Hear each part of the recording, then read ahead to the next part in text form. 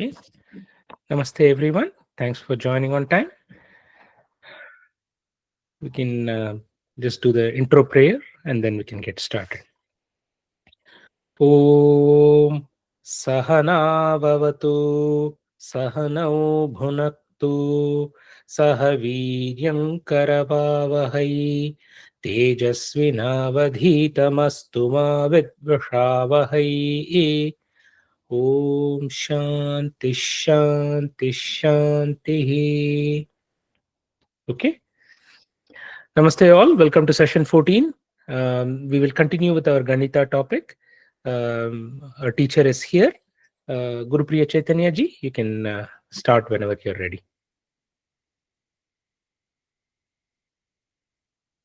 Namaste all. In this session, I wish to take you through a journey on geometry.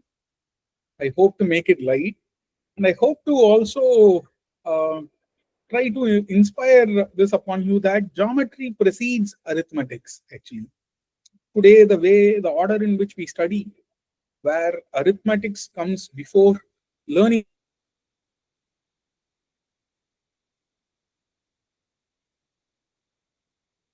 was quite different in the earlier pedagogy. And the earliest Indian mathematical text is Shulva Sutra, from which we will learn a few insights and we'll see how over time the various algebraic identities have evolved and what are some among its arithmetic applications as well.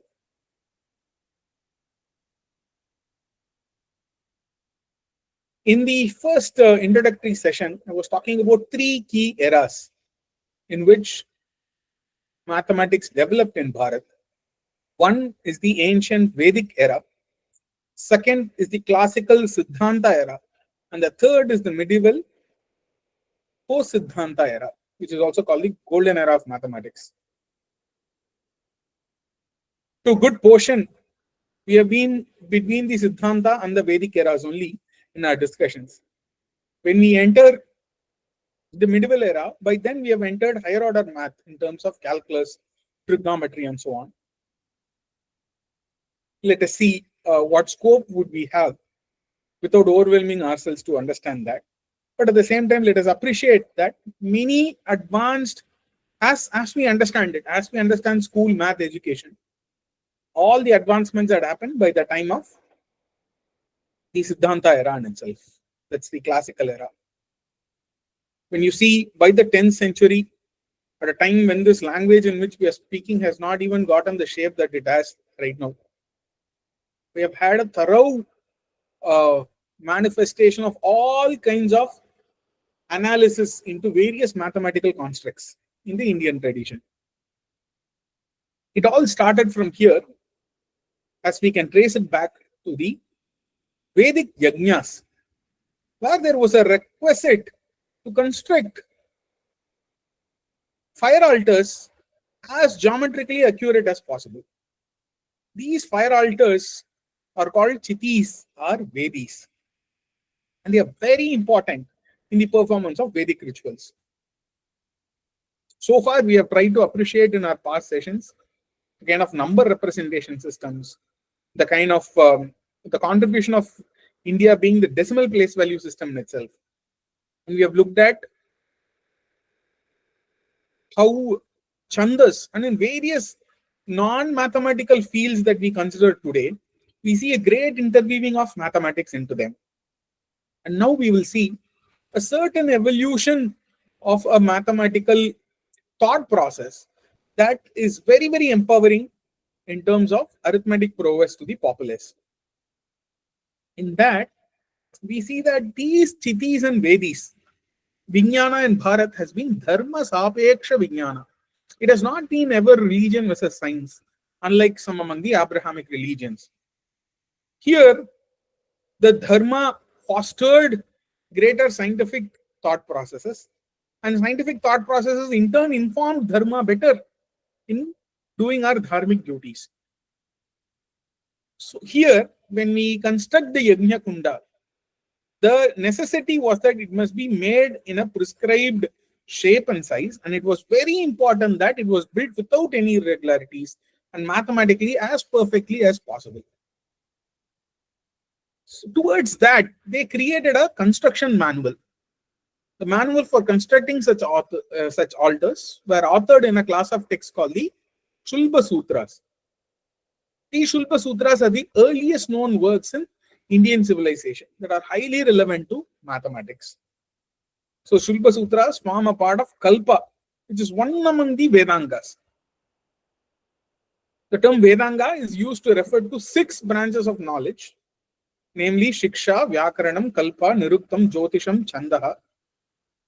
In that, Kalpa Sutra, the Shiksha deals with phonetics, Vyakaranam deals with grammar, Kalpa deals with the various instructions to do the Veda Vihita karmas. Niruktam deals with etymology, Jyotisham deals with astronomy, Digdesha Kala Nirnayam Iti Jyotisham. And Chanda Shastra deals with prosody. We have seen quite a bit of Chanda Shastra in the last session. How the great intelligence with which they have composed various aspects and the underlying mathematics in them. And the binary arithmetic, the binomial coefficients, we saw all that in the previous session. Now we see that in Kalpa, one among the Shadangas, the Kalpa Shastra, we see in it there is a class of subtext called the Shulba Sutras. Shulba actually means the act of measuring, or it is the entity or a result of measuring, and it can also refer to the tool for measuring, that is the cord or rope that is used to measure.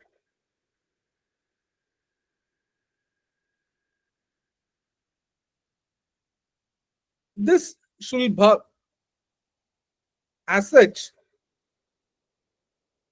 inspired a lot of usage of arcs rather than the rectilinear geometry boxes that we have right now in construction. A lot of construction happen through cords and ropes and nails, in fact.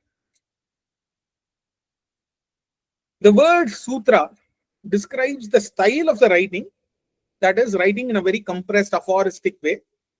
There is a definition for that also. Alpaksharam asandhiktam saravat vishvatomukha. There are some aspects to how a sutra must be composed, and these sutras are very concise. And the geometry described in these texts is the geometry that can be done with inextensible. That is, you should carefully choose the chords. If it is slightly extensible, you will go wrong in your constructions. So it is done with chords and nails mainly. Therefore, all techniques are based on circles and some lines. And they built different formats of Agni Kundas. Chaturashra Shena Chiti, Vakprapakasha Chiti, Vakprapaksha Shena Chiti. It's basically with bent wings. Vakprapaksha. And Kanka Chiti, Alaja Chiti, Ratha Chakra Chiti, Kurma Chiti, many such things they would have built. Some examples look like this. For example, Shena Chiti, especially the Vakprapaksha Shena Chiti, works like this. You have to build, this is the first layer. Doing a yajna with Shena Chiti is exceptionally complex because you have to be really, really endowed to be doing this yajna, because every year your dana will double the amount of dana that you have given, and in some injunctions it squares the amount of dana that you have to do. So you're supposed to, if you take up this yajna, you're using a Shena Chiti, you'll have to do this for 5 years. You've got to do the layer 1 must look like this. Second year, you should build the layer 2 on top of this. Then the layer, all the odd layers must look like this, and the even layers must look like this for the next 5 years. And the ratios only are specified because it is done as per the Yajna Purusha's pramana, as per the dimensions of the Yajna Karta who is doing. Accordingly, this Chiti will be built. So they were built in 5 layers. One layer is built for the sacrifice made this year. Next year, on top of it, a new layer is built. The structure plan for the first, third, and fifth are the same. Second and fourth are of a different structure. Each layer constituted construction with 200 bricks precisely. Similarly, Kurma Chiti, Ratha Chakra Chiti, Chaturashtra Chiti, all these were there. The famous three Agnis, the Treta Agnis are this one Garhapatya, Ahavniya, the square Agni, Agni Kunda, and the Dakshina Agni. And the constraint in these kundas is that the surface area must be the same.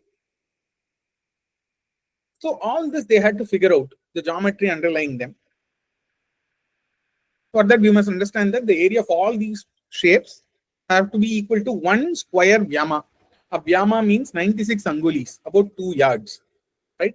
So the construction of these three altars involved the three geometrical operations, that is to construct a square on a given straight line, then to convert a circle into a square of equal area, and vice versa. To given a square, you should be able to convert into a circle, then double the circle's area and half it, so that you can have the semicircular area transformation. So this is area preserving transformations from a square to a circle or a circle to a square, given the base unit of line you already have been given for a side A.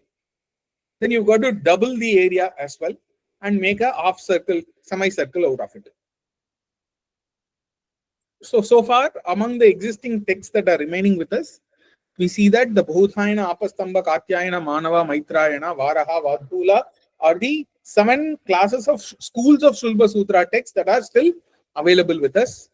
Among them, Bodhayana Shulba Sutra given by Bodhayana is considered to be the earliest. The Manava Shulba Sutra has a lot of updates. It's considered to be the latest among them. And it has also, this is one among the folios of the Manava Shulba Sutra that I used to work with at some point in time. Very well written, excellent guide. If you look at the Bodhayana Shulba Sutra, good amount of these things are common between them. A few things are quite different, the way they present it, but the contents and the objectives are all quite same. Very interesting stuff. So this, if you look at the Bodhayana Shulba Sutra, it is again an Ashtadhyayi. It has 8 adhyayas, and it is made up of 520 sutras. And Bodhayana Shulba Sutra was written by Bodhayana as early as 800 BC. It must be earlier than that, but at least as early as that. And it contains various geometric procedures and principles for constructing fire altars. See, these are some among the contents of the Bodhayana Shulba Sutra. Units of linear measurement, Rekhamana Paribhasha, Chaturashtra Karunopayaha, that is the construction of squares, rectangles, etc. Karanya Nayanam, the theorem of the square of the diagonal, which is today considered as the Pythagorean theorem, or the Bhuja Koti Karna Nyaya. Then Kshetrakhara Parimanaha, the transformation of these geometrical figures, area preserving transformations. Similarly, Nana Vidha Vedi Vivaharanam, that is the plans for the fire altars. Similarly, areas for the fire altars, how to compute them, trapezium area, all these things, right? There are various quadrilaterals, trilaterals, all that in these, and of course, circular figures as well. So all the rectilinear and curvilinear figures, their areas, how to find them, etc. And the specification for the bricks and their sizes, the parameters for choosing them, the process of manufacturing the bricks, the descriptions for the various shapes of the Shenachiti, all that are given in the Bodhayana Shulba Sutra. We see that the achievements of this era, both rectilinear and curvilinear objects, they have arrived at precise construction of these geometrical objects. Then enunciation of various geometrical principles and practical applications of them have been stated.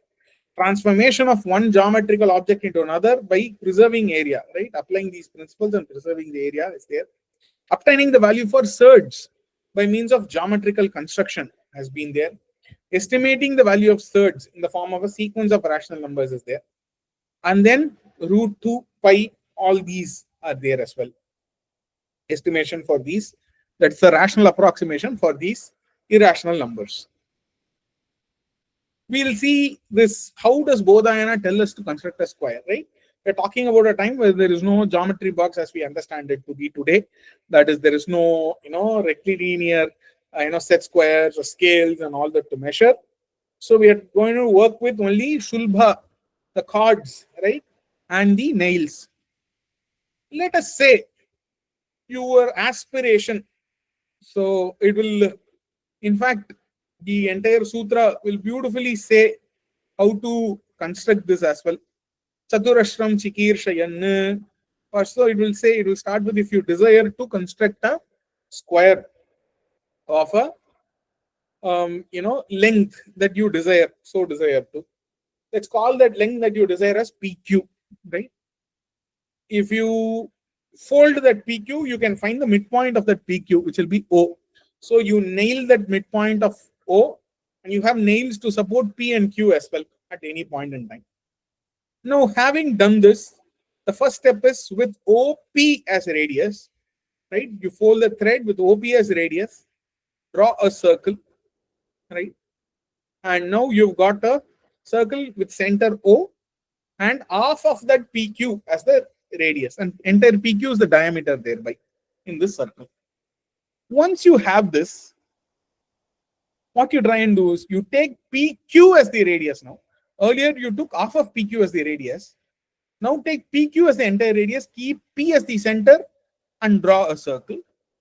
Then keep Q as the center and draw a circle. Now this is called a Matsya Yantra. Now it looks like a fish sort of. And this, the Matsya Karma as such means, doing a perpendicular bisector. Now you see, if here we have a point of intersection, here we have a point of intersection. If we connect this point E and F, this is the perfect perpendicular bisector to PQ. And this bisector PQ touches the circumference of the circle, which has half the radius of PQ, at points R and S. So now we have 4 cardinal points, PQ, R, and S. Now we're going to take all these cardinal points as center and draw further lines. We're going to take P as the center, after PQ as the radius, right? That is PO as the radius, and draw a circle.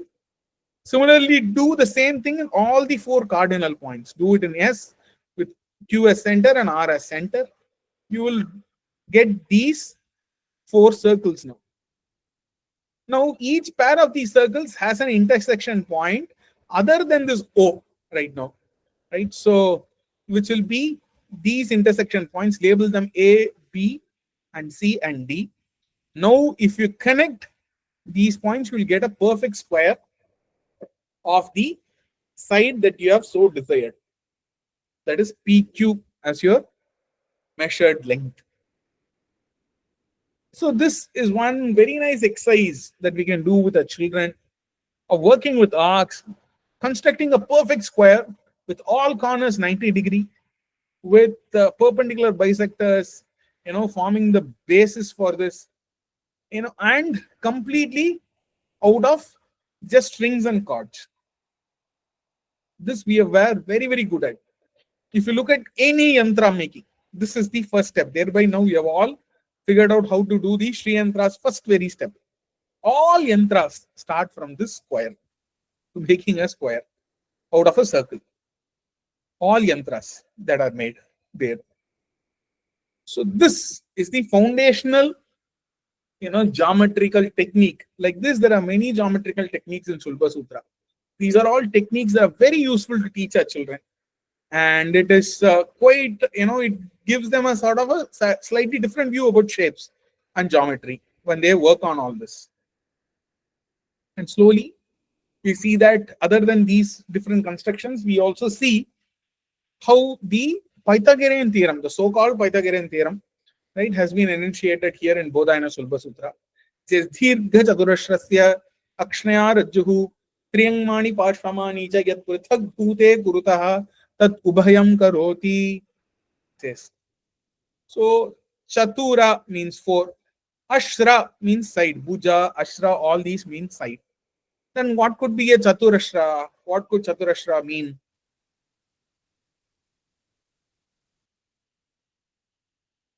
Anyone? 4 sides. A 4-sided figure, right? We call this a quadrilateral right now. If it's a Dhirgha Chaturashra, it's an elongated 4-sided figure. What does that tell you? Rectangle. A rectangle, right? So this rectangle, right? If you consider this rectangle, there is an Akshnaya Rajjuhu to this rectangle. That is, there is a diagonal in this rectangle. This is called the Rajju, means a straight line. Because of the rope, it's called a straight line. And this is called the Akshnaya Rajju. Now, what is Bodhayana saying, telling us? There is a Parshvamani, the horizontal side, and the Tiryangmani, the side contesting it, its perpendicular side. The squares that are separately made with this side and that side as the dimension, the sum total of these areas will be together made by the square constructed by the diagonal having with the diagonal as its base dimension for the square. So thereby, we see the Pythagorean theorem here. So the sum of two, not just this, right after this, he also goes on to actually give us all the Pythagorean triplets, right? Like 3 square plus 4 square is 5 square, then 5 square plus 12 square will be 13 square, 15 square. He gives us some Pythagorean triplets, right, in his construction. Thereby, we are very sure that it is actually the Pythagorean theorem that he has said here. Now, where can this be applied, right? So we learn Pythagorean theorem. What, we know, construct right angle, things. For example, in Indian masonry, if you have to build a corner, if you first put the layout for any, construction, they will first fix a few rods, tie a rope, and then they'll do the markings. They'll do the foundational markings. Here, even till today, the local masons here, when I work with them, even till today, they use the 3, 4, 5 calculation. They will go if they have built, if let's say they have made some marking like this on the plot. If say they have made a marking like this, they will go from this point, they will mark 4 feet here and put a nail here, and they will tie a rod here. They'll fix a rod here. Then 3 feet from this corner, they will fix a rod. Then they will take a string and connect these 2 rods and then see if it is 5. If so, they have made a perfect right angle here, right? So this, even now, they try doing this in the masonry. Other than that, the Sulpa Sutras also teach us how to add squares, right? And imagine adding 2 squares, right? And then getting the area. How do you do that? These are all, I'm, sort of breaking down the activity in the Sulpa Sutra that is very helpful to teach our children. Let's say we have 2 squares. You take 2 random papers, right? Make 2 squares, one bigger, one smaller square out of them. Now, let's say we want to add these 2 squares and arrive at a new square whose area would be the sum of these 2 squares, right? What do we do? Let's say we add these 2 squares. The first step is align these 2 squares along a corner. The big square, on top of it, the smaller square, you align them along one corner. Now take this point and draw a line like this, right? Along the smaller square's side, go along and then touch the bigger square's opposite side. Now you got a line. Now, if you connect this point to the corner in which they are aligned to, this would give you a certain dimension.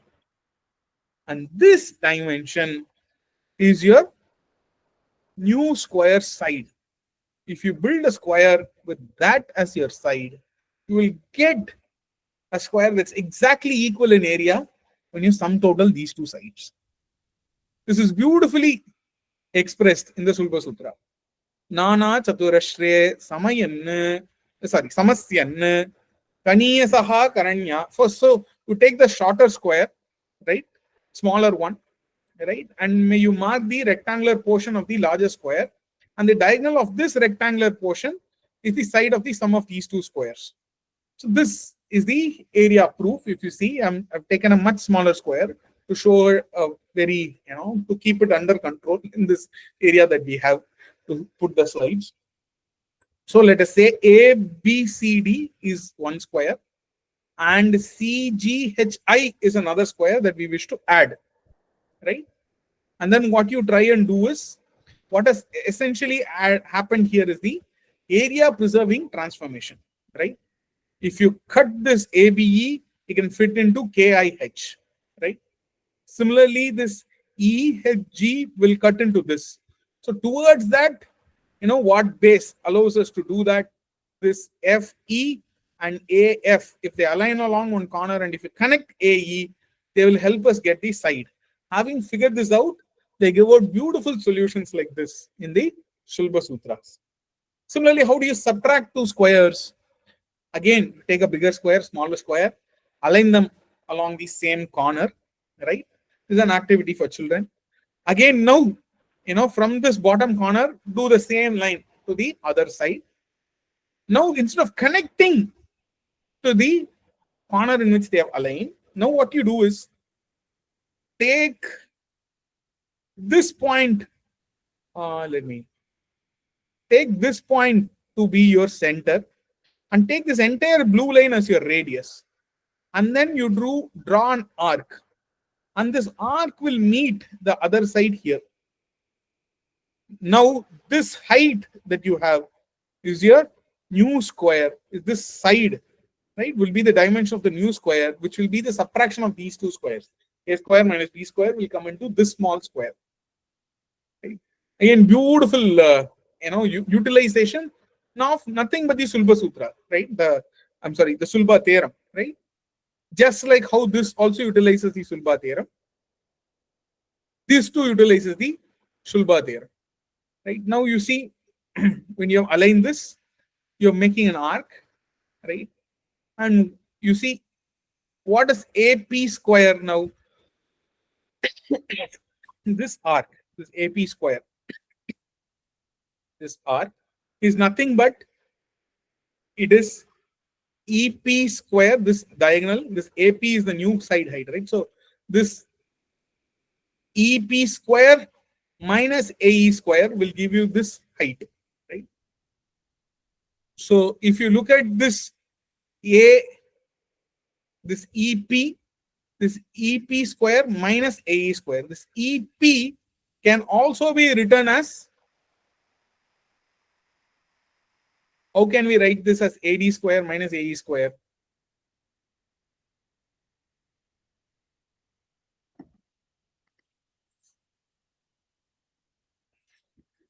So EP is the same length as EF, which is the same length as AD. That's AD. So like this, they would have done ingenious things in Sulba Sutra. We're talking about a time, Vedic time, and we are thinking India's greatest contribution to math is 0. And we're thinking, all these misconceptions. And I'm talking about a Vedic ancient time where they are talking all these complex things where our Western counterparts have hardly arrived at any of these solutions in their own evolutions. And then we go on finding excavations and we wait to find these excavations and then see, look, material evidence, and then we'll have to infer that we know. Whereas in the text, it's clearly available the kind of knowledge that we have had. Mahodaya, what were the real dimensions of these constructions? Sorry, Ji. What was the real dimension of this kind of construction and the need of precision? What we can imagine for a bigger construction, there is this much need of precision, but why is it for an Yajna-kunda? Okay. So what happens is, first we should understand some Indian units. Okay. So when we look at Indian units, there is something called pada. A pada is not a standardized unit, but it is a personalized unit. If I have to show you, it's between my middle finger's fingertip towards my thumb. I don't know if I stop sharing and show myself. See, this middle finger to this is considered to be pada as per my dimension. And now, if I have to take this pada to be my unit dimension, and if I start measuring myself from top to bottom, you will see that I will exactly have 8 padas. Similarly, measure yourself from this end, 1, 2, 3, 4.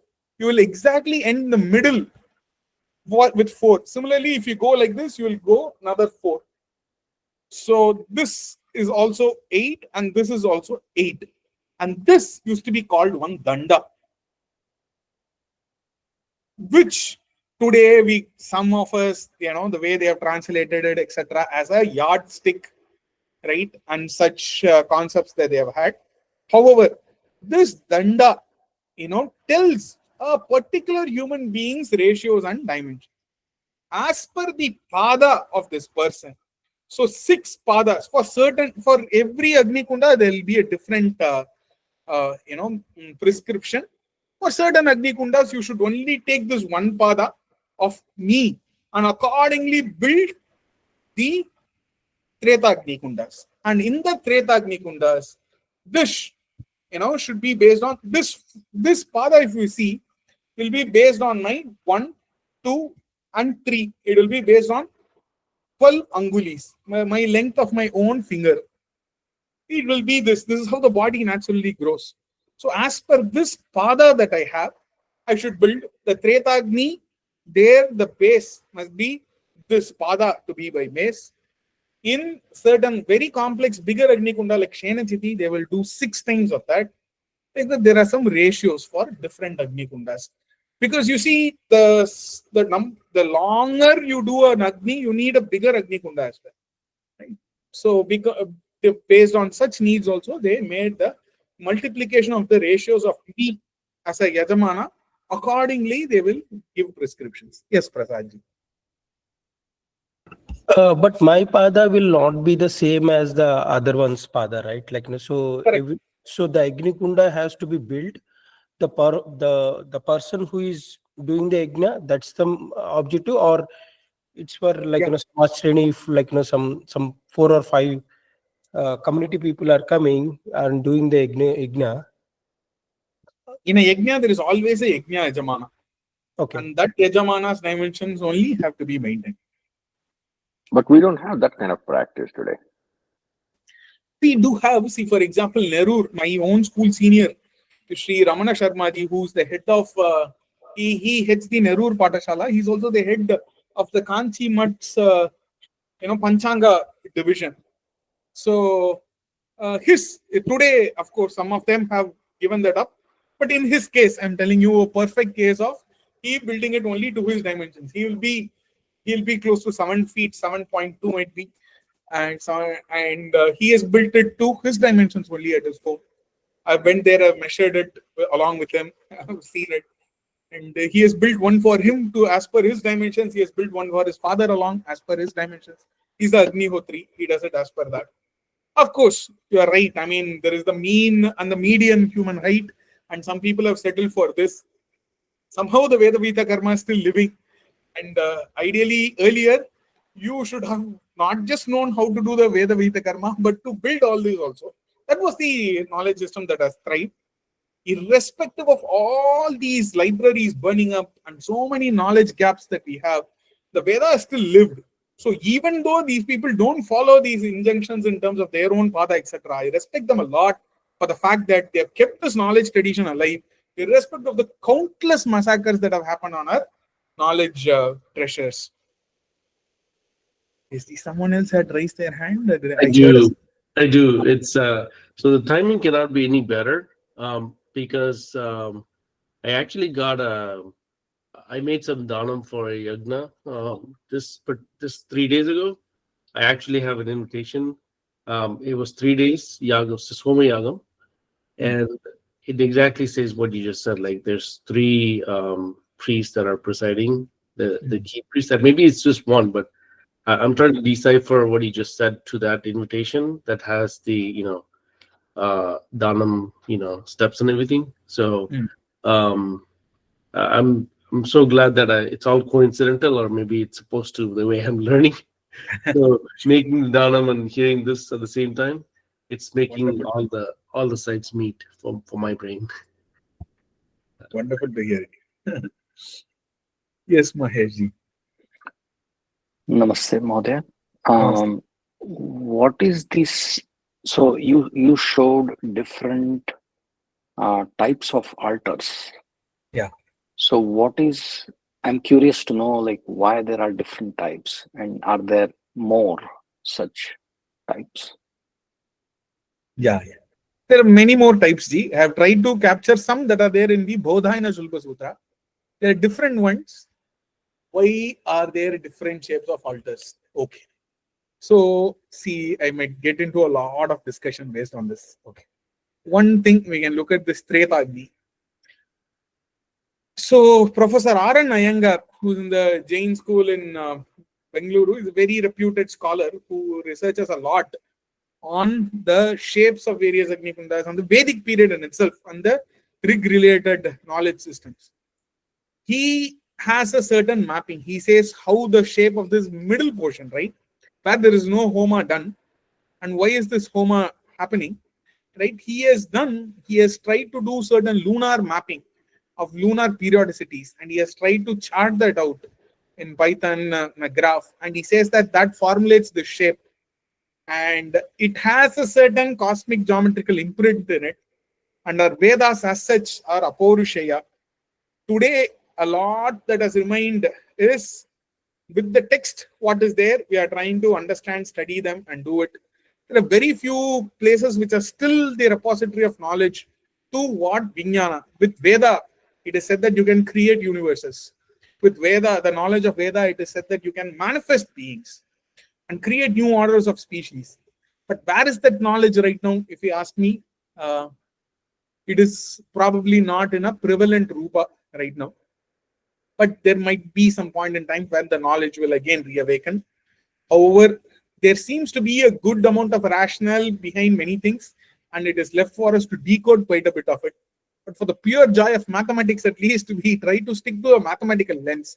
Thereby, at least we know these Agni Kundas. Thereby, we at least remember them and think of them and keep an open possibility for further researchers to come down the line. Maybe our children take up more serious studies along these lines and do rigorous studies as to what these mantras and shabdas and what other instrumentation should be advanced to even study these aspects. But R.N. Iyengar has done some studies. For example, just this shape, he maps certain lunar movements, and definitely it allows us to trace that there must be definite cosmic geometrical reasoning for some among these decisions. Thank So you. the human body is analogous to the Purusha and then sort of microcosm to macrocosm relationship. So something on those lines. Yeah, we can certainly philosophize about it. In a maths class, I'm restraining myself to Yes, yes. all that. Yes. Somebody has shared something. Yes, I was actually going to share the invitation that shows the details of the Soma Yagna that Sure. may answer the question of like, hey, are we still doing that today? Maybe parts of it, not everything, obviously. Certainly. How do we share that? What do I do? I think if I just, I cannot. Maybe I can present. Hold on, just a second. I'm sharing. Can you all see my screen? Yes. Okay. So I guess this is the invitation. I'm not sure who actually this is. The picture on top.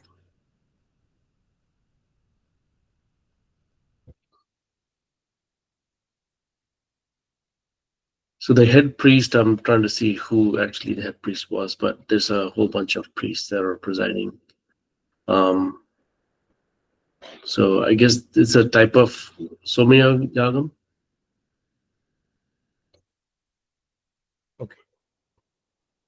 So I'm not sure if this actually says anything about the actual Yagam, right? Which is where you make the kundam, right? This, I don't think there are any details shared here. Okay, gotcha. Sounds But good. I think many people have, a few of them have done it, Professor R.N. Iyengar and so on. But I think it's It demands a greater study. But this at least helps us get a glimpse of it today. In today's class, that much justice is what we can do. However, I can share some more papers and then we can add it to our Google Classroom. Now, what I want to say is that, see, many of the algebraic identities that we understand today actually come from these, constructions. Looking at, playing with these squares, doing these area transformations. Be it Aryabhatiya, later Ganita Yukti Bhasha, Buddhi Vilasini, Kriya Kramakri, all detail on the geometric upapattis that are connected to algebraic identities that have long been known in the Indian tradition. The simple, whenever there is a drama, nataka, or something where you'll have to portray comically somebody studying hard, somehow everybody resorts to this a plus b the whole square is equal to a square plus b square plus 2ab. Might be it's the trauma of studying something that made no sense at some point in time for all of us and was the heights of abstraction. But however, the Indian tradition starts with only a geometric demonstration. Let us assume we have a square of side, say 7 units, and let's say we split that 7 as let's say 5 comma 2. Let's say we have a square of side 7 units. We can split 7 into any combination of arithmetics, but anyways, let's say we split it into, we take 7 to be 5 plus 2, and if we make markings right on all sides, this is 5 and this is 2, and let's say this is 5, this is 2. Similarly, this is 5, this is 2. And similarly, this is 5, this is 2. Let us say we make these markings. And let us say we draw, these segments across. We'll get a grid like this. Right? And this grid shows us that we have 4 component areas right now, which is A cross A here. Right? This is A cross A. Right? So this becomes A square, and this is B cross B. So this is B square, and there is AB and AB. Right, of areas. Thereby the component areas are A square plus B square plus 2AB. These kinds of very clear explanations are there in the Indian tradition. Today, I was teaching this, not today, last week I was teaching this to a group of children. Many places I went, though this is, I think, mainstream right now, becoming quite popular in geometric proofs for identities in the recent times, owing to few geometric animations and demonstrations and so on. Somebody told me, hey, this is Byju's result. I said, no, this is Jeshta Deva's result, because in India, a lot of children study some Byju content, and there they seem to have seen this. And then they told me that this is this is Byju theorem. I was like, no, this is Jeshta Deva. Please know that in our tradition. And certainly, we appreciate Byju having inherited it and so on. So similarly, A minus B the whole square. Jeshta Deva says, take 4 strips, which are A cross B, right? And if these 4 strips, if you arrange it like this, like some famous bank logo, right, that we see now, if you arrange this across these 4 strips, now what do you see here? The outer bounding box, if you see, is A plus B. This is A, this is B. Again, this is A plus B, and A plus B. What is the inner cavity that forms here? You'll see that this is A minus B, because this entire length is A, in which you have cut this B portion out of it. So this is A minus B. Similarly, this entire length is A, in which this B portion has been cut. So like that, this inner cavity, if you see, will be A minus B. So the area formed by this inner cavity will be A minus B the whole square, right? Knowing this, he says, now what is A minus B the whole square? This big square's area minus 4 AB strips, right? So he says that this A minus B the whole square is nothing but A plus B the whole square minus 4AB. This is how geometric identities were given, algebraic identities were given in the Indian tradition. Similarly, a square minus b square, right? So you've got a big a square from which you're going to subtract a b square. Let's say we remove this part away, and now we are left with this kind of a shape right now, where if I cut off this strip portion, if you carefully see, this length was a, in which I've cut off b here, thereby remaining portion is a minus b, and this is b, right? So now I have got a strip here which is b into a minus b. I can turn this around like this and slide it back in, right? Now I have this is b, and this was a minus b, right? And this was a earlier. So this entire height now is a plus b, and this is a minus b. We were really good in these area transformations when it comes to Indian geometry. So this is a minus b into a plus b.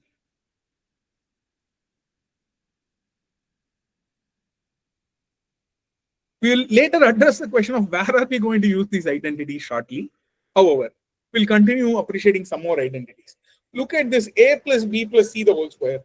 Thereby, when you ask a child a plus b plus c plus d plus e plus f the whole square, one must be able to very conveniently say this answer. Again, let us consider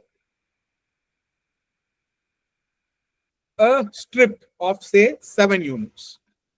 We can divide this into 4 units, 2 units, and 1 unit, right? Similarly, let's say any arbitrary number, we can split it into a plus b plus c. So this a, b, c. Similarly, if you draw this grid along, this is again a, b, and c. So if you draw these grids, you clearly see that this is a square. Now you've got a into b here and a into b here. So a square plus 2ab. And then you've got a into c here, and then you've got a into c here. This is 2ac. So a square plus 2ab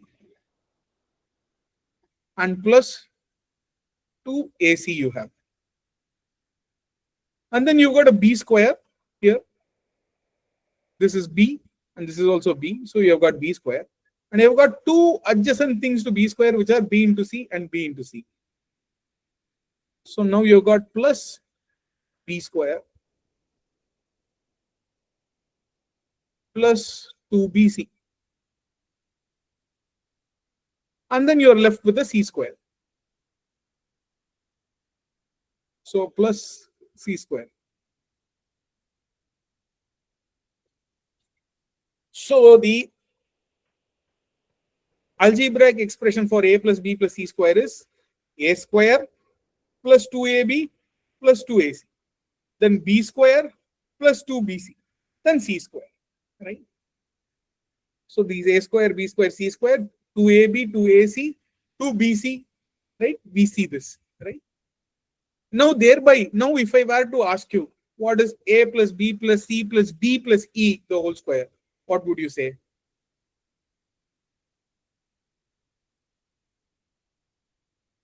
If you imagine, even if it's a plus b plus c plus d, let us imagine. Let's say you had 4 components, c plus d. A square plus b square plus c square plus d square plus 2ab 2ab 2ab plus 2bc plus 2ac plus 2ad. Right. And then b square plus 2bc plus 2bd, right? Yeah. So a square plus 2ab plus 2ac plus 2ad. You will find this geometrically getting constructed here, right? If there was one more component, right? There might be one more square here. And, so you can easily visualize this, or also, you have now found the pattern in this, right? So a square plus 2ab plus 2ac plus 2ad, then b square plus 2bc plus 2bd, then c square plus 2cd, then d square is left. So like this, children are able to construct any identity based on what you know. And since Brahmagupta times, we are very well known what's plus into plus, what's positive into positive, negative into negative, positive into negative, and all that. So any negative quantity also, accordingly, you'll be able to easily change the signs here and work. Now one may wonder, where is all this identity required? Why are we even studying these identity in the first place? Applying these identities is how we have made arithmetics very, very democratic, very accessible in the Indian tradition. See, for example, Bhaskaracharya and his Leelavati gives 4 methods to compute squares. We'll at least see 2 today. Among the 4th one, he says is Ishtona Yugra Shivatah Kritisyat Ishtasya Vargena Samanvitova Ishta Una. So you take a desired quantity, okay, and Una Yukh. You take some desired quantity, add to it, subtract from it, and then multiply with each other. So let's say you had a quantity, and then add the square of the desired quantity to itself to get the square. He's saying, what does that even mean? Let us see. Right? When we want to compute 45 square, a very elegant Indian way to do it is 5 square we know, which is 25. Right? You take 4. This is for numbers ending in 5. Okay. Let's look at numbers ending in 5 now. Okay. So 45 square is made of 4, 5. So 5 square, you put 25 here. Take this tens place digit 4, multiply it with its next digit. Its next digit is 5. So 4 5s are 20. So the answer is 2025. That's all. One more example, 85 square. Right? If it's 5 square, 25. 8 and its 8 is there in the tens place. 8 and its next digit is 9. 8 9s are 72. 7225. That's all the answer is. What do you think will be 65 square now?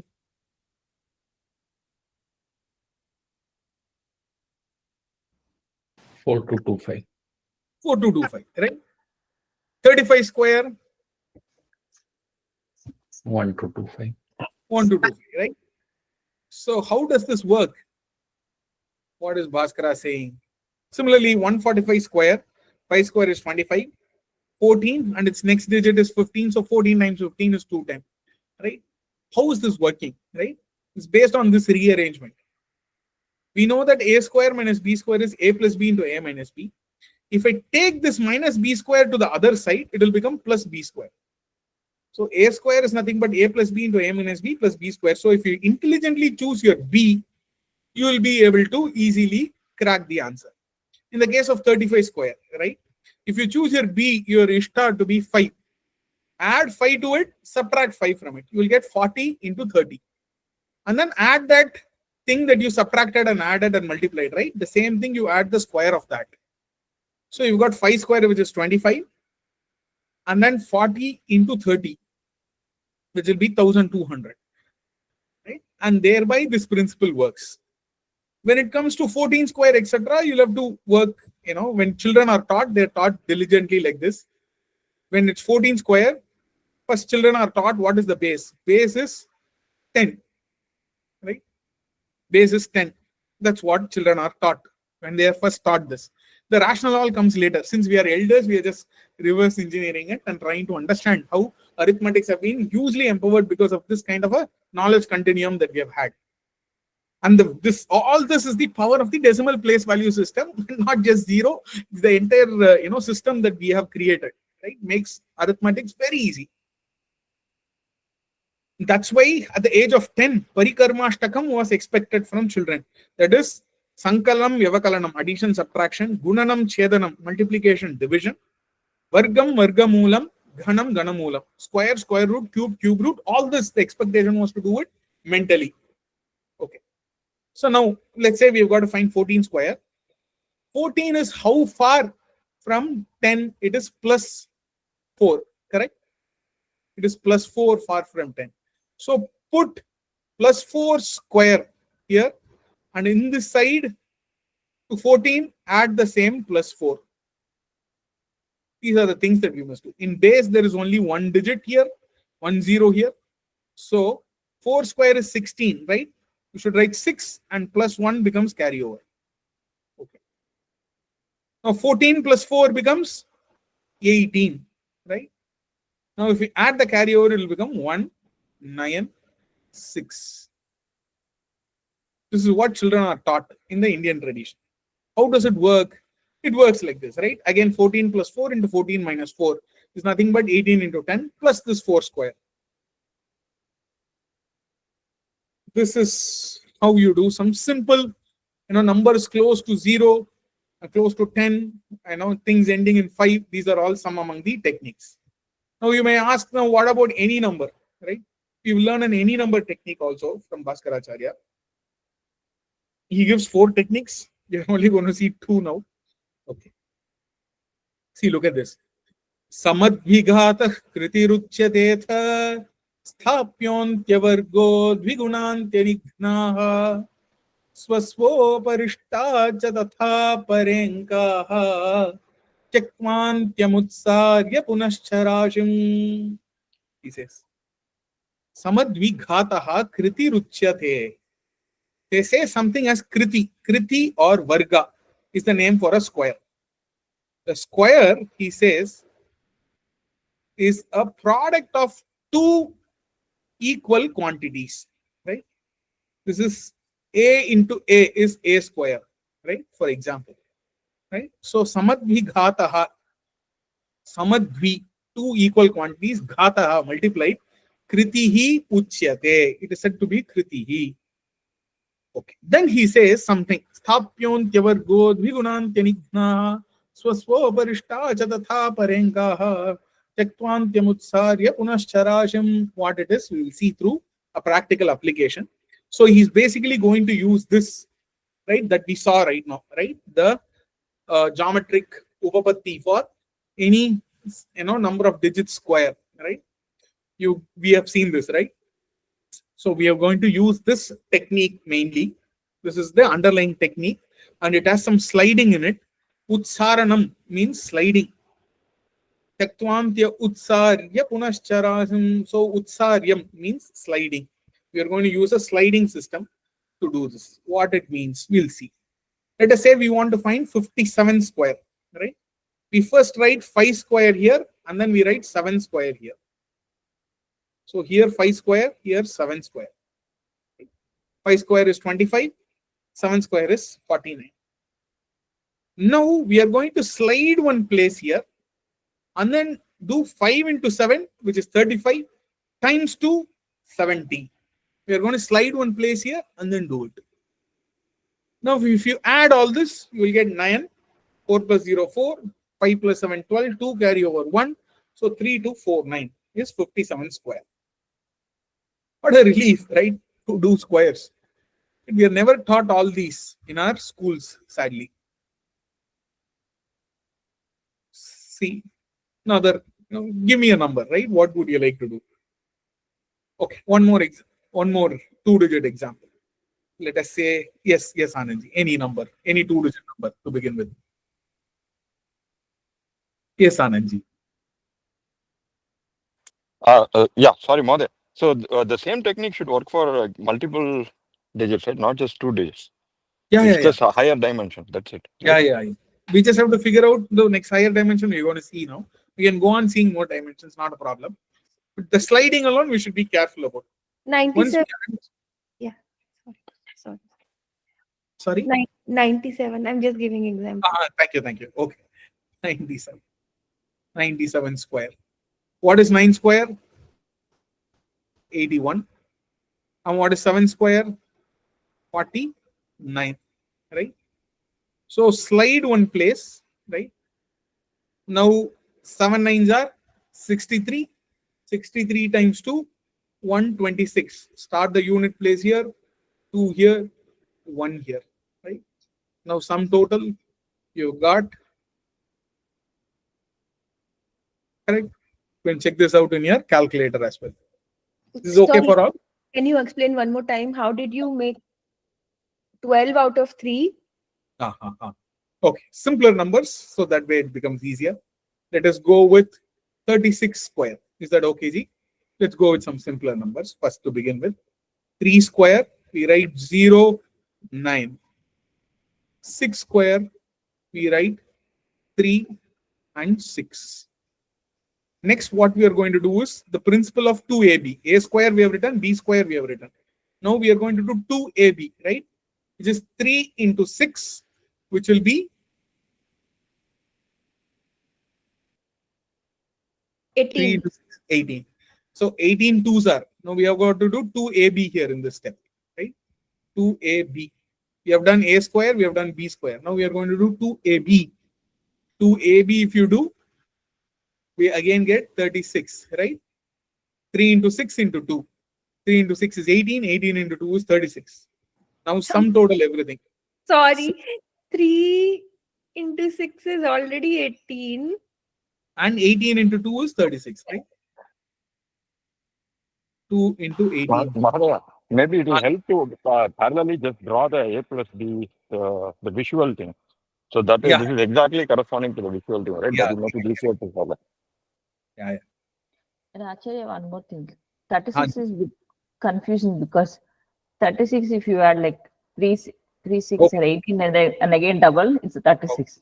So the people will get confused with the 36. Simpler. Okay. What do you 47 square G? Okay. Okay.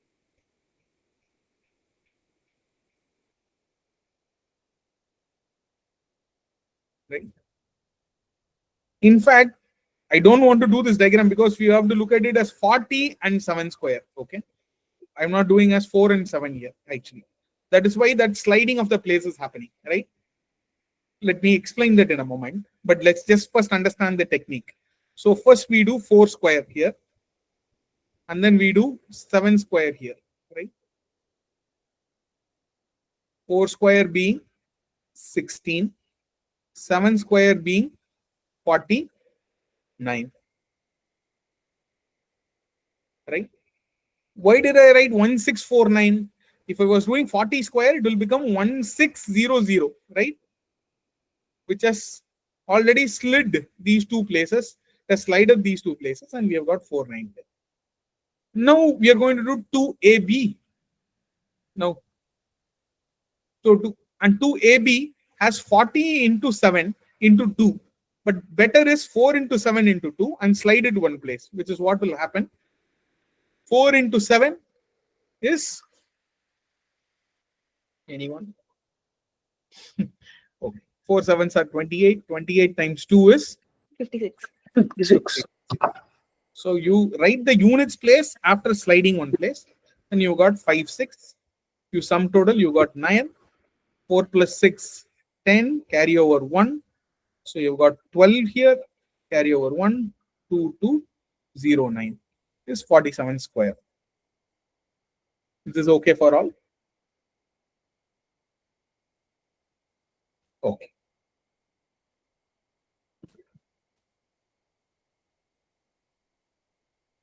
Great. So the sliding is in fact compensating for this. So you can definitely take up, work out more sums and then see. Definitely 97 square. I know I sort of hurried through it. 9 square is 81. 7 square is 49. Then 9 sevens are 63. 63 times 2, right? 120. Yeah, so we got a slide here, and thereby we got that 6 here, 2 here, 1 here. And then if you sum total, you got 9, 0, again carry over 4, and then again 9. Done, right? So you can go on doing this. It scales to any number of digits. The sliding alone you must carefully do. Now 3364, right? You do 3 square, 6 square, 4 square. Okay. 3 square 0, 9. 6 square 3, 6. 4 square 1, 6. We have done that. Next, we are going to do 3 into 6 into 2. This 3 into 6 into 2 is always confusing. 3 into 6 into 2 is still 36, right? 3 into 6 is 18. 18 twos are 36. Then we are going to do 6 into 4 into 2. 6 4s are 24. 24 times 2 is 48. Here we slid one place. Here we are sliding one place. Okay. Now we are left with 3 into 4. You slide 2 places and then do 3 into 4 into 2. 3 into 4 is 12. 12 times 2 is 24. Now if you add everything, you will get your square.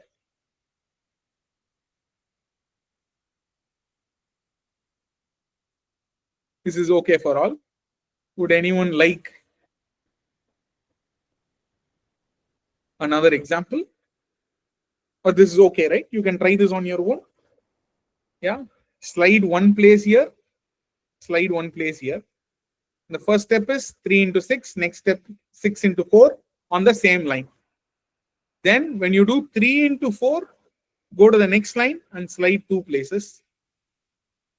I am saying slide one place here. It's slightly tricky here, there. You will have to carefully do.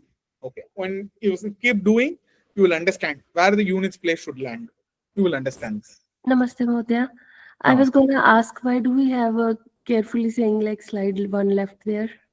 Because if then, like why we are saying to on the left side, why we are saying slide ones here?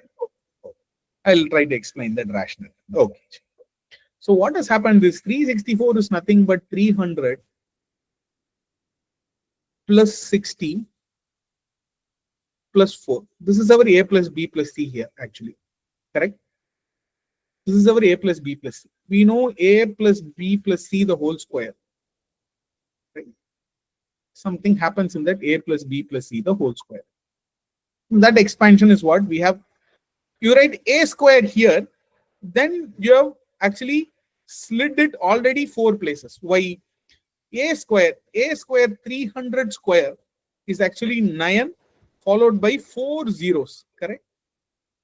So writing 9 here has taken care of sliding it by 4 places. Does that make sense for all? Similarly, 60 square. 60 square is 3600. By writing 36 here, we have already slid 2 places. It was 00 here. So we've written 36. Similarly, 4 square is directly 16 and it will occupy those 00 places. It was originally 9 followed by 4 zeros. Then the 6 square also came here 36. Then there was 4 and thereby this first line got filled. Now why do we say slide here? This is made of 60 into 4 into 2. 60 into 4 is 240, into 2 is 480. By sliding one place and forgetting the 0 and only remembering sliding, you are able to quite accommodate that sliding. What are you doing in your regular multiplication, right? In your school, you are taught 32 into 13. You do units place, right? Again, Bhaskara, none of the Westerners knew any of this. They are all lit Roman numbers till 14th century, right? Completely Bhaskara turned into Persian, and Akbar, Faizi, and Faizi translating, not just Bhaskara, all these people's notes have been translated fully. So when we do units place, right? We do units place here, we do 9, 6, and then we slide, right? Why are we sliding one place? Because this is 10 plus 3. So we are just accounting for that. While we slide something, we are accounting for 0 in the Indian system. Is that making sense for all? Look at 2, 4 here, right? Why are we sliding 2 places? It is this 300 into 4, which will become 1200 times 2 is 2400. So this 2400 is actually 0, 0 here. By sliding, we have taken care of that. But on the left side, do we have to take care? You specifically left side also, if you follow the same rational G, you will understand what has happened. How is 3, 6 coming here? 3 into 6. Here it is 300 into 60. Correct? 300 into 60. 300 into 60 will be 1000 No, sorry, 18,000, right? So 3 zeros. So 3 places it has slid. This times 2 is 36,000. So now by sliding it here, already this is, in these thanas, right? This component has 4 zeros. The next component will have 3 zeros, right? Like that it's. Ji Mahodaya, if there is a bigger number here instead of 364, it is like Yes. So I 7. invite you to try all that, right? You can always try 7, whatever the number, you can always try. It always works. It never fails. Okay. Thank you. What you want to do one more example? Give me G. 7. 762. 762. Not a big enough number. Okay. 49. Go ahead, G. 4936. Somebody was saying something. You please go ahead. I'm just working out this problem. Okay. Somebody was saying something, I thought. Okay. Now 7 times 6. 42. 42 times 2. 84. So 4, 8. Now 6 times 2. 12. 12 times 2. 24. Now 7 times 2. 14. 14 times 2. Now if you sum total this, we get here.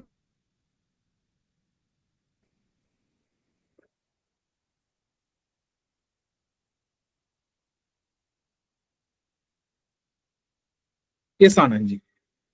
Mahodaya, so the sliding to the left, right, like that, the number of spots is simply the sum of the placement from right for the two numbers you are multiplying, right? So two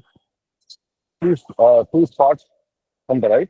So when you do 3 square, you basically slide it over 0. Yeah, So you're just correct. accounting So for zeros, right? basically remember that the next units place must come under this. Correct. For this, the units place must come under this. Mother, pedagogically, I think it might, till people get used to it, right?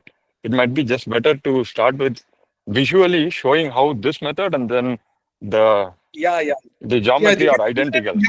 With children, we have so much time. We do many activities before coming here.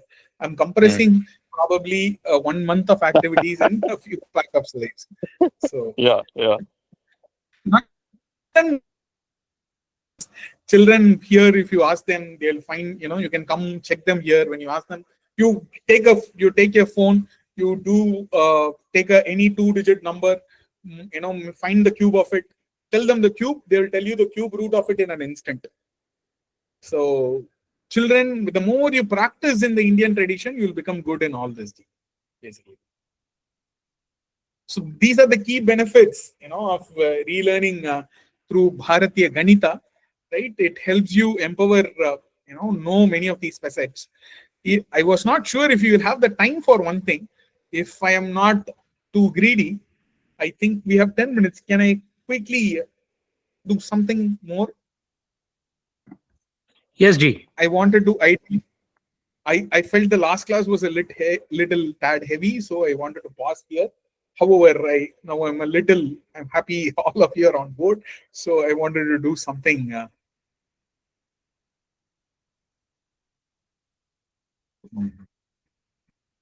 See, I was saying this, right? So, Parikarmanashtakam, Sankalanam, Vyavakalanam, Gunanam, Chedanam, Vargam, Vargamulam, Ghanam, Ganamulam. Now, we have done Varga. Vargamula is reverse engineering of this. Aryabhata says, Bhagam Hareta Vargat, Nityam Dvigunena Vargamulena, Vargat Varge Shuddhe, Sthanantare, Labdham Sthanantare Moolam. He says, he's just asking us to reverse engineer this process. Okay. First, he is saying when you have a number, okay, you're all going to put me to task after this. You will ask me more examples, but for lack of time, I think you should try this at home. These are available in all our Anadi books, in our Anadi L1, L2, L3 books. You can slowly read them. It's in their L2 books and so on. However, for my own itcha of wanting to share this, square rooting is reverse engineering this. In the West, we take two things at a time. Two digits at a time, and that's how we learn these days square roots in our schools. That is, if we remember them still. However, now what Aryabhatta is asking us to do is that all the, he's asking us to label things starting from here. Vargasthana, Avargasthana. Vargasthana, Avargasthana. Why did he give this name to it? For that, in Aryabhatiya number system, you remember there is a Vargiya Vyanjana and Avargiya Vyanjana that we saw in the Aryabhatiya number system, where the Vargiya Vyanjanas will result in this place, Avargiya will end up in this place, in the way he writes numbers in this. So he labels this as Vargasthana, Avargasthana, Vargasthana, Avargasthana, and goes on. How many ever digits you have? You start labeling them as Varga, Avarga, Varga, Varga. Okay. Let us say you ended in an Avarga. He's saying he will ask us to first take till the first Vargasthana and then subtract the biggest possible square from it. In this example, our first Vargasthana is here. Okay. From the first Vargasthana, the biggest possible square we can subtract is 2 square. Right? So we subtract this 2 square. Whenever we subtract a square, the square root Pankti answer, if it was a sort of a value, let us say this is a sort of a storage place for our result, how many ever digits it comes, we store that value here. It's called Pankti. Today we do that. We in all the recursive algorithms, as we get results, we try to store them in our coding also. So like that, 2 square, the biggest square we can subtract from 5 is 2 square, which is 4. So if I subtract that, I'll get 1. And whenever I subtract a square, the root so far built is 2, right? And it will go on. So now I've subtracted 2 square from it. You will get 1 here. 5 minus 4 is 1. And then you bring down the next number. He's saying in his algorithm that Vargat Varge Shuddhe, Vargat Varge. Whenever you bring a number from Vargasthana, you should remove a square from it. Right? If Avargat, if it's from Avargasthana, Vargamulena. So far, Vargamula, what have you got? Twice by it, you subtract, he's saying. We'll see what it is. So 5 minus 4 is 1. Right? We've got here, and we bring down this 7. 7 has come from a Avargasthana. This 7 has come from an Avargasthana. Whenever it comes from an Avargasthana, whatever root we have right now, so far, we have got to double that and subtract from this 17. We have got to double that and divide this 17. Vargat Vargeshu Avargat Nityam Jugunena Vargamulena. So he's saying from the Vargamula so far, you do twice of it and divide this 17. You wrongly said subtraction. Divide this by whatever twice of the Vargamula that we have obtained so far. So 4 we have, right? So if we divide 17 by 4, we get 4 times 4 is 16, and we get the remainder as 1. Okay. Now you should bring down the next digit down, 6, if you bring it down. Next step, this has come from a Vargasthana. So you should remove a Varga. Only in the first step, you should remove the maximum square possible.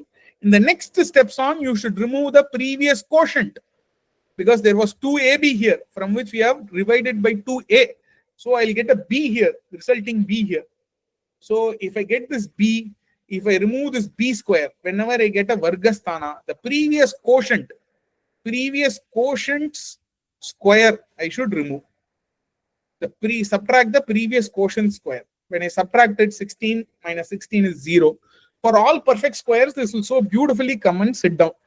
If it is imperfect square also, you got to put a dot here and 0, 0.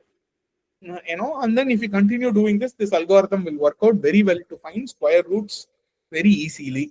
Why is this easily I'm saying is because for big numbers, the estimation that we have to do in the Western method that we really, we currently learn in the schools is slightly complex. But this is what is happening here. We have first removed the maximum possible. From here, we have moved some A square from it. Then 2A, we have divided by what is remaining in the next sthana. If you divide by 2A, you're going to get a B that might fit such that if you remove the B square also, that will go away. So these kinds of algorithms people have given based on these identities.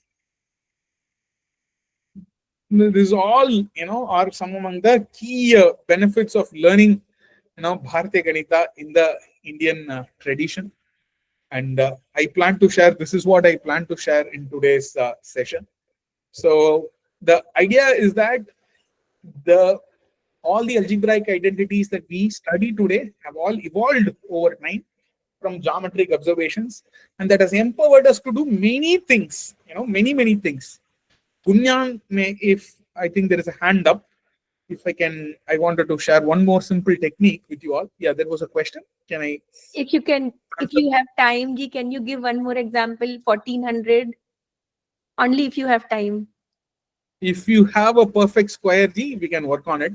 G, let us save time. You slowly see this video. Please work out. You have problems, you please, post it in the classroom, Google Classroom. I'll be happy to help for sure. Okay, G. However, you must commit to this process. You must carefully do this. Okay. Now, I wanted to say that, see, this kind of a few things. There's no light where I am. Okay.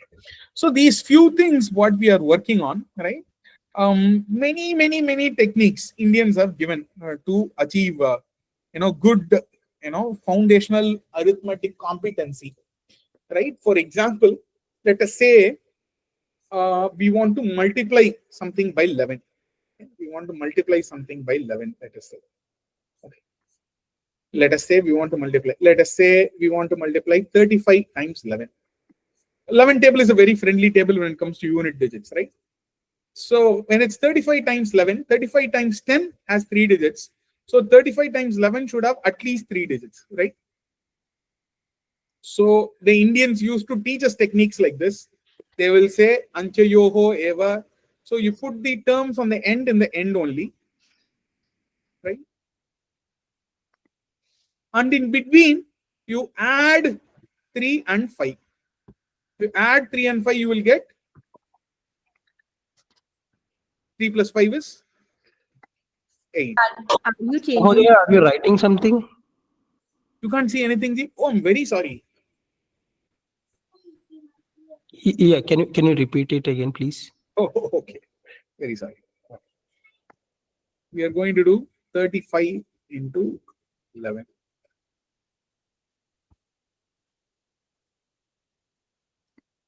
Okay, 35 times 10 has at least 3 digits. So 35 times 11 should also have 3 digits, right? So the sutra goes, Anchayo Reva. Okay, the sutra goes like this. Anchayo Reva, which means you put the terms in the end only. Here, 3 here, 5 here. You put this in the end. 3 here, 5 here. In between, what you must do? 3 plus 5. 3 plus 5 is what? 8. So 35 times 11 is 3, 5, and in between 3 plus 5, 8. So they used to start from teaching 11 multiplication. Very nice way to teach. Start teaching. They will first teach 10 multiplication, then they will start teaching 11 multiplication. 35 times 11 is 3 here, 5 here, and in between 3 plus 5 is 8. So the answer is 385. And that is how Guru class in those days could happily happen under the, under the tree, in a cow shed, anywhere you are. Durvasa was a walking university, right? So, see, you don't need a pen and paper to do this. 24 times 11, what do you think the answer is? 264. Right? 72 times 11. 792. So this is Sada dosa. Now let's do set dosa. So this is 58 into 11, right? Again, let's have 3 digits, right? Anchayo Reva, that's the sutra. So 5 here and 8 here, right? So 5 here, 8 here. 5 plus 8 is 13. So write 3 here and carry over is 1. So that's why I said those are. So 638. Now I will ask children to pre-anticipate, the kind of digits that are there, and pre-anticipate and already turn the first digit into its next digit, right? So let's say, okay, 66 into 11, what would it be?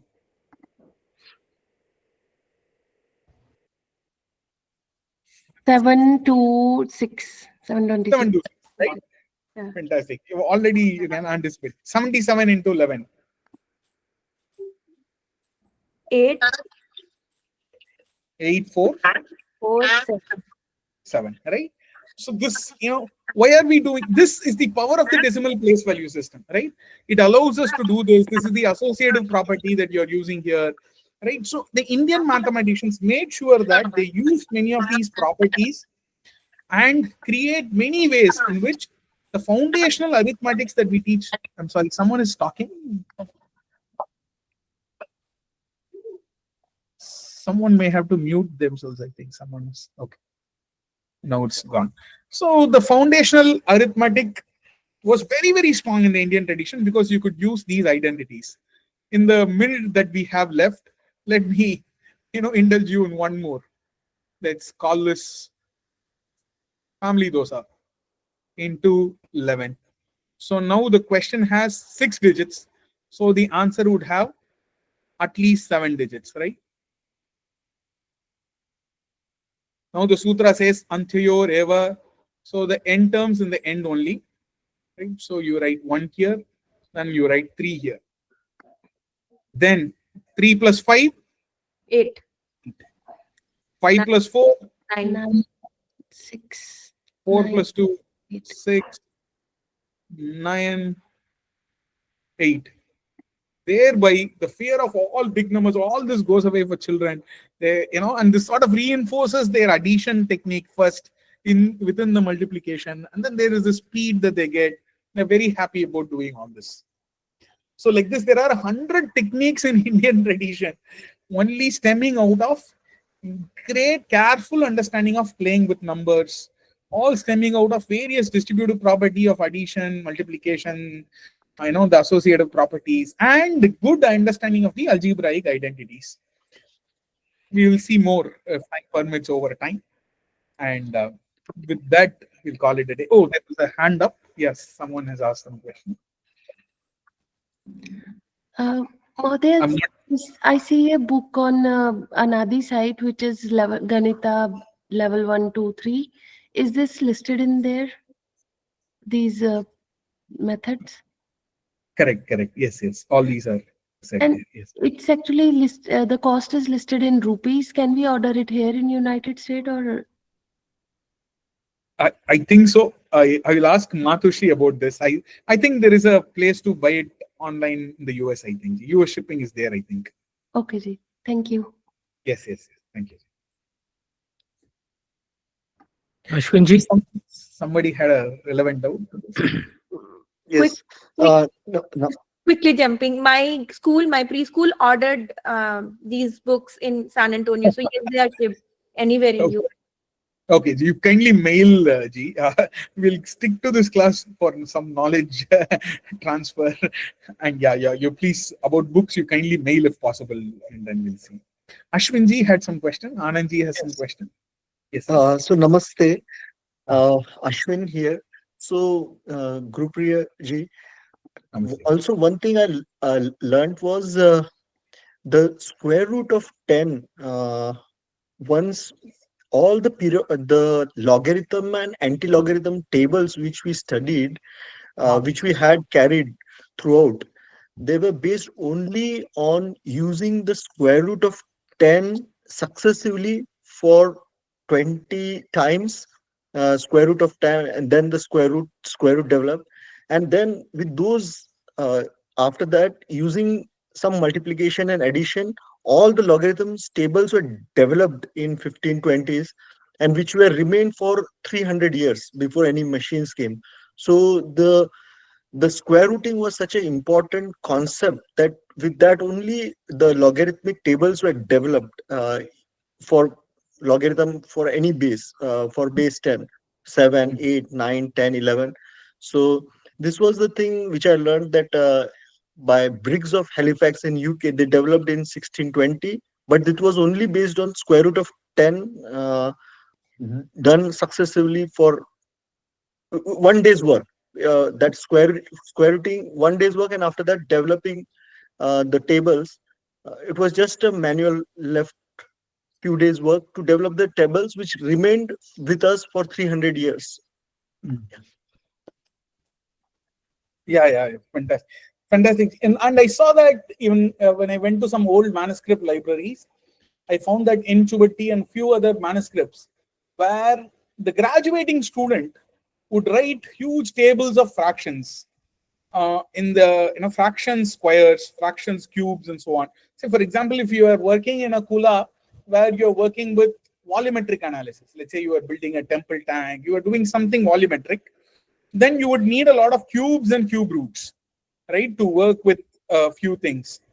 And similarly, if you're working with certain dimensions, you will need square and square roots. And people built a lot of lookup tables, like the logarithm tables. In India, they've built a lot of lookup tables.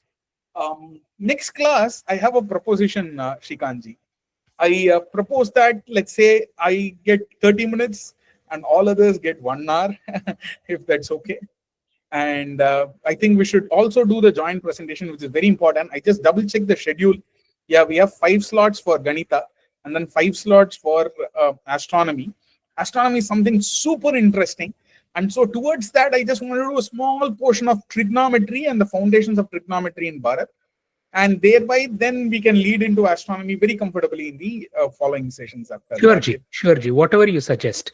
So next class, you're saying that we should do some practical work. Is that your suggestion? Or? Yes. No, I will do a 30-minute session, and 1 hour session can be earmarked for the participant presentations. Right, the 5th class is a participant presentation event. You were saying, right, Ji? Okay, yeah. So we have approximately 25 students in the class. So some grouping 1 hour may be short to kind of compress it. So we can, we can discuss, G. We can discuss next, next class. Maybe if you have portion, then we can spend 1 hour class. It doesn't have to be 1.5 hours. It is 1 hour class is fine. And then the following session, we can completely dedicate for student presentations or something. Super. We'll do that, Ji. We'll do that. Yes. There is Anandji, you had your hands raised. Sorry. Yeah, Mahodaya. So just a quick question. You mentioned that Bolana was about brick sizes. Does those ratios, do they correspond to the we find in Sindhu Saraswati Valley? So no, Ji, they don't, because the Sindhu Saraswati Valley constructions are not really Agnikunda constructions, right? But definitely knowledge, prior knowledge has existed on all these dimensions. Here we have some brick constraints on it must be 200 bricks on like that. So the dimensions are slightly different compared to that. Okay. But inference is enough, Ji. I'm not the history buff here, Ji. However, I'm a Shraddhavan more than a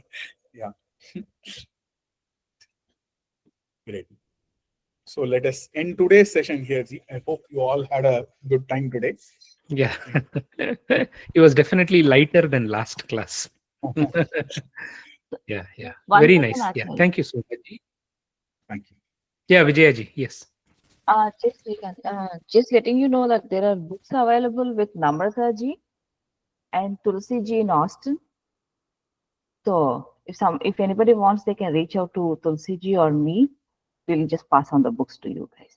Yeah. Okay. Yeah. This is a message for Rima Ji.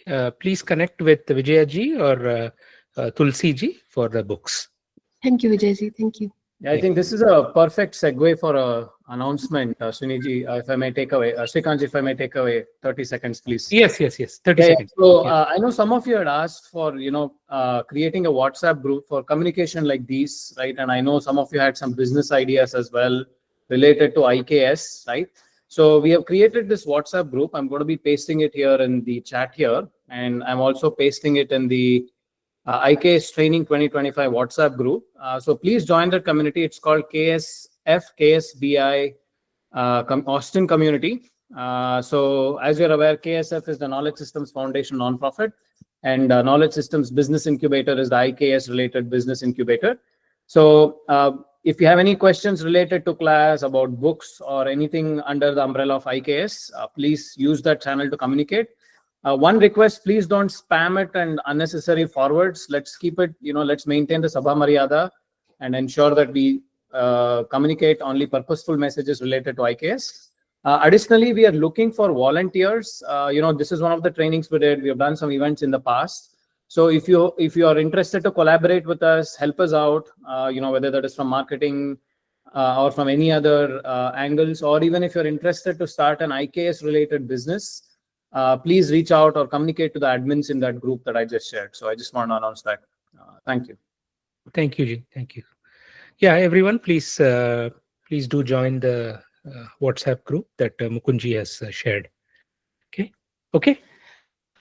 Sarve bhavantu sukhinah, sarve santu niramayaah, sarve bhadrani pashyantu, ma kaschid dukkha bhag bhavet. Om Shanti Shanti Shanti. Harihi Om. Shri Gurubhyo Namaha. Harihi Om. Thank you, everyone. Have a great rest of your day and weekend. Bye. धन्यवाद जी. धन्यवाद जी. बहुत बहुत धन्यवाद आचार्य महोदय.